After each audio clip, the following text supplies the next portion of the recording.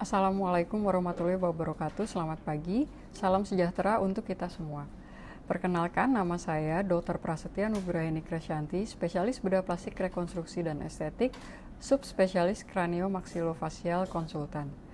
Hari ini saya ingin menjelaskan tentang salah satu mata kuliah yang saya ampu, yaitu modul kraniofacial 1. Adapun pemaparan ini dalam rangka unjuk kerja bukti pelaksanaan Tridharma Perguruan Tinggi bidang pengajaran. Dalam mendeskripsikan mata kuliah ini, saya menggunakan pendekatan DIA, yaitu Delivery, Interaction, dan Assessment. Delivery akan menjelaskan apa yang dibawakan dalam materi perkuliahan yang saya ampu. Interaction akan menjelaskan bagaimana saya menjalin interaksi dalam mata kuliah ini, dan Assessment akan menjelaskan bagaimana saya mengukur kemampuan mahasiswa secara objektif. Sebelum kita masuk ke mata kuliah, saya ingin memperkenalkan apa itu modul kraniofacial 1. Modul kraniofacial 1 merupakan bagian dari modul bedah plastik lanjut tahap 1. Setelah menyelesaikan tahap 1 ini, diharapkan peserta didik dapat mengenali, mendiagnosis, memintakan pemeriksaan penunjang yang mendukung, merencanakan tata laksana yang komprehensif, mempersiapkan kebutuhan perioperatif pasien, melakukan prosedur sederhana, dan tindakan operasi, serta penata laksanaan pasca operasi pasien. Peserta didik juga diharapkan dapat mengikuti perkembangan pasien di ruangan hingga perkembangan jangka panjang. Peserta didik yang mengikuti modul ini adalah peserta didik semester 5 atau 6 yang sudah lulus dari modul bedah plastik dasar. Modul ini berbobot 4 SKS. Sebelum saya menjelaskan delivery atau yang akan saya bawakan dari mata kuliah ini, saya akan menjelaskan mengenai capaian pembelajaran lulusan program studi atau CPL yang lalu diturunkan menjadi capaian pembelajaran mata kuliah atau CPMK dan diturunkan lagi menjadi sub CPMK. Hal ini penting untuk mendukung lulusan sesuai dengan profil lulusan yang ingin dihasilkan oleh program studi bedah plastik UI. CPL dalam modul kraniofacial 1 dapat dilihat dalam slide. CPMK pada mata kuliah kraniofacial 1 yang ingin dicapai dalam materi yang akan saya presentasikan adalah CPMK 3, yaitu mampu mengerti dan menguasai etiologi, patogenesis, penegakan diagnosis trauma soft tissue wajah, cara-cara penanganan operatif dan non-operatif trauma soft tissue wajah, serta komplikasinya. Untuk sub CPMK yang ingin dicapai adalah sub CPMK 1, 2, 3, 6, 11, 14, dan 17. Uraian dari sub CPMK dapat dilihat di slide. CPL, CPMK, dan sub CPMK tersebut dapat dibaca dengan lebih detail di dalam BRP modul kraniofacial 1. Untuk aspek delivery, peserta didik diberikan materi selama minggu 1-7 peserta didik berada di modul kraniofacial 1. Selain itu, referensi yang diberikan adalah materi dalam bahasa Inggris, dengan tujuan meningkatkan kemampuan berbahasa Inggris peserta didik mendapat akses informasi yang lebih luas, sekaligus membiasakan peserta didik untuk membaca literatur internasional. Referensi ini dapat diakses menggunakan akun SSO peserta didik melalui situs e-learning management system atau EMAS yang dimiliki oleh Universitas Indonesia. Pada aspek interaction, kami menggunakan prinsip Student Centered Learning atau SCL, yang mengedepankan partisipasi aktif dari mahasiswa. Adapun beberapa interaksi yang kami gunakan dalam proses pembelajaran untuk mencapai CPMK dan sub CPMK antara lain Cranio Meeting yang dilaksanakan secara asinkron dan sinkron. Pada sesi asinkron, peserta didik mendapatkan topik trauma soft tissue pada wajah yang terkait dengan kasus yang ditangani saat itu. Peserta didik menyiapkan presentasi mengenai kasus yang ditangani tersebut. Pada saat mempresentasikan ke dosen pengampu, dosen akan memberikan umpan balik dan klarifikasi pemahaman peserta didik. Cranio Meeting dilakukan 4 kali per bulan. Selain itu, terdapat sesi small group discussion, di mana peserta didik diminta untuk membaca referensi yang sudah diunggah di situs EMAS UI. Kemudian hasil pemahaman peserta didik akan didiskusikan bersama dosen pengampu, yang selanjutnya akan diberikan umpan balik oleh dosen pengampu. Small group discussion dilakukan sampai dengan 7 kali. Selanjutnya terdapat peer assisted learning. Peserta didik diberikan panduan pemeriksaan pasien yang akan digunakan saat melakukan role play, di mana panduan pemeriksaan tersebut dipegang oleh temannya untuk evaluasi. Selanjutnya, dosen pengampu akan memberikan umpan balik saat bedside teaching. Pada saat bedside teaching, peserta didik dan dosen melakukan visitasi ke pasien. Peserta didik akan melaporkan kondisi pasien yang ditangani dan selanjutnya akan diklarifikasi oleh dosen. Untuk pembelajaran online dalam interaksi ini juga menggunakan situs Emas UI. Selanjutnya untuk aspek assessment, peserta didik akan dievaluasi melalui penilaian observasi harian, mini CX, case-based discussion, dan ujian tulis. Masing-masing evaluasi ini terdapat lembar penilaiannya sendiri. Terdapat pula indikator untuk penilaian tersebut. Evaluasi pembelajaran dilandasi oleh sub CPMK yang ingin dicapai. Sebagai contoh, berikut adalah rencana evaluasi hasil pembelajaran. Seperti yang dapat dilihat, terdapat hubungan antara bentuk evaluasi, sub CPMK, dan masing-masing bobot penilaian.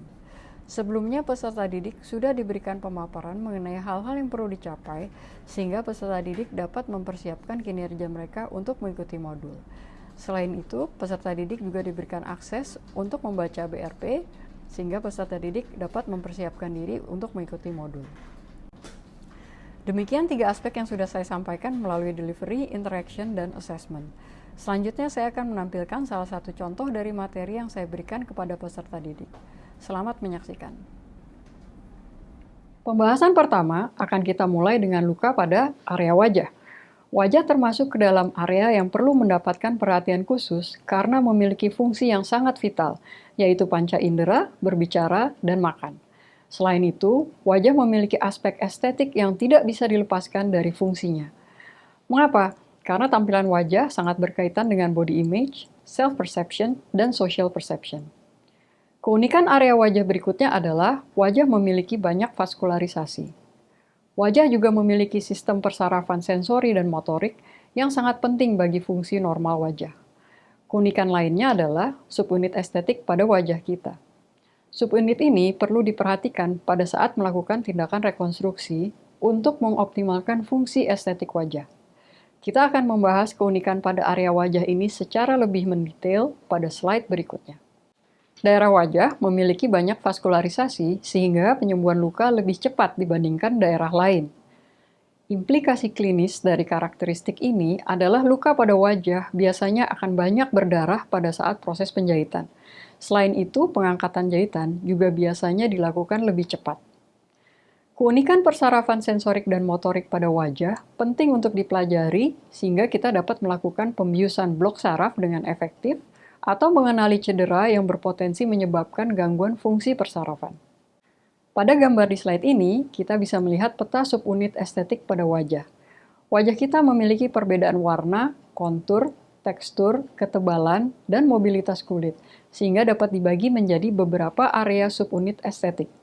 Pertemuan area subunit ini dapat kita manfaatkan untuk menyembunyikan luka agar parutnya lebih tersamar. Pengetahuan mengenai Relaxed Skin Tension Line atau RSTL penting untuk dikuasai oleh dokter sekalian. Relaxed Skin Tension Line merupakan garis-garis buatan pada tubuh yang menggambarkan arah tarikan kulit paling minimal. Garis-garis ini biasanya tegak lurus dengan arah tarikan otot di bawah kulit. Desain insisi atau eksisi pada wajah sebisa mungkin dibuat sejajar dengan arah garis RSTL agar parutnya lebih tersamar. Pada slide ini, kita bisa melihat contoh desain eksisi lesi kulit yang favorable, yaitu sejajar dengan garis RSTL, dan desain eksisi unfavorable, yaitu desain yang tidak sesuai dengan arah RSTL. Bagaimana kita bisa mengatasi parut atau desain insisi yang unfavorable? Parut bermasalah atau desain insisi yang unfavorable dapat diatasi dengan beberapa teknik, yaitu desain insisi elips, W-plasty, geometric broken line, dan Z-plasty. Tujuan dari berbagai teknik ini adalah mengubah arah scar supaya lebih sesuai dengan arah RSTL.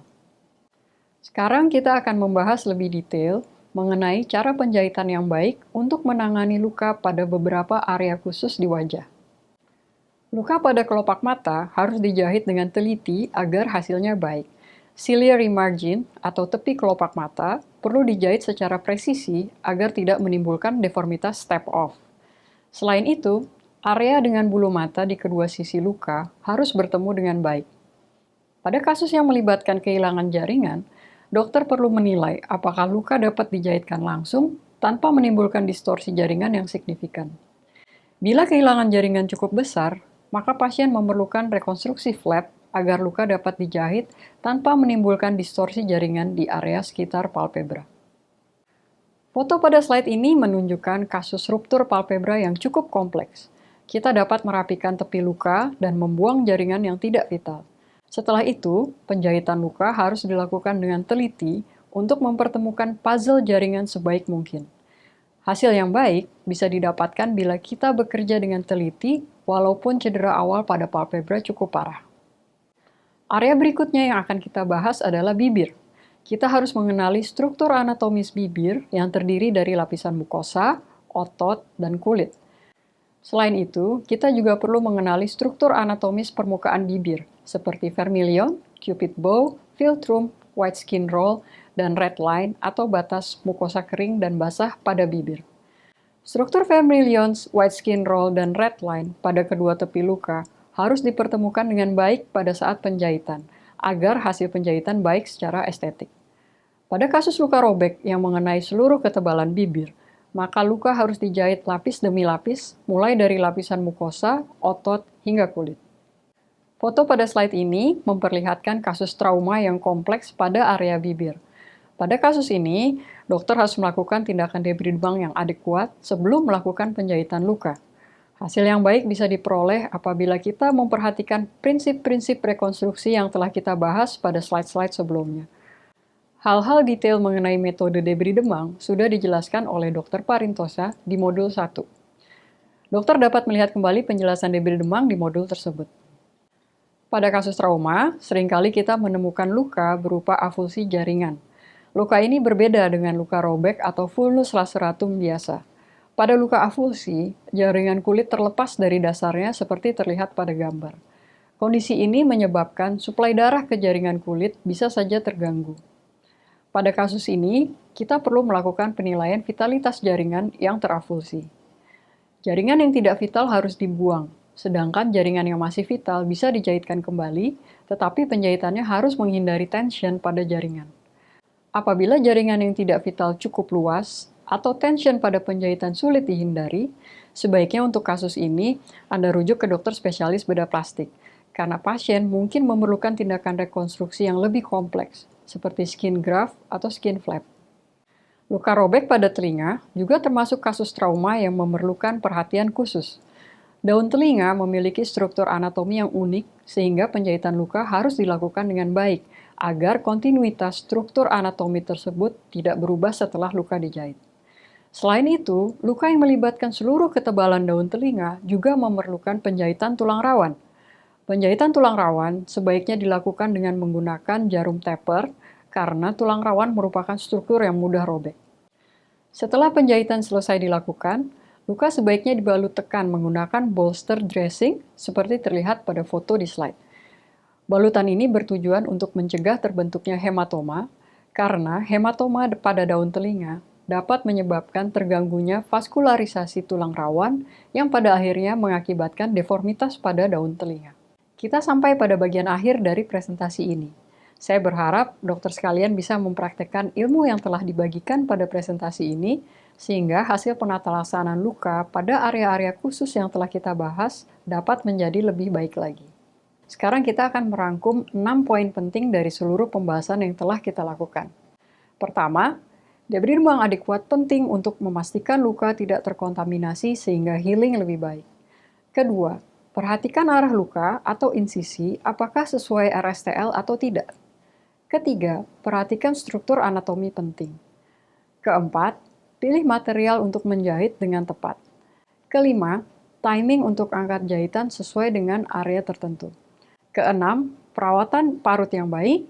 Terima kasih atas perhatiannya. Semoga bermanfaat dalam praktek klinis dokter sehari-hari. Sampai jumpa di lain kesempatan.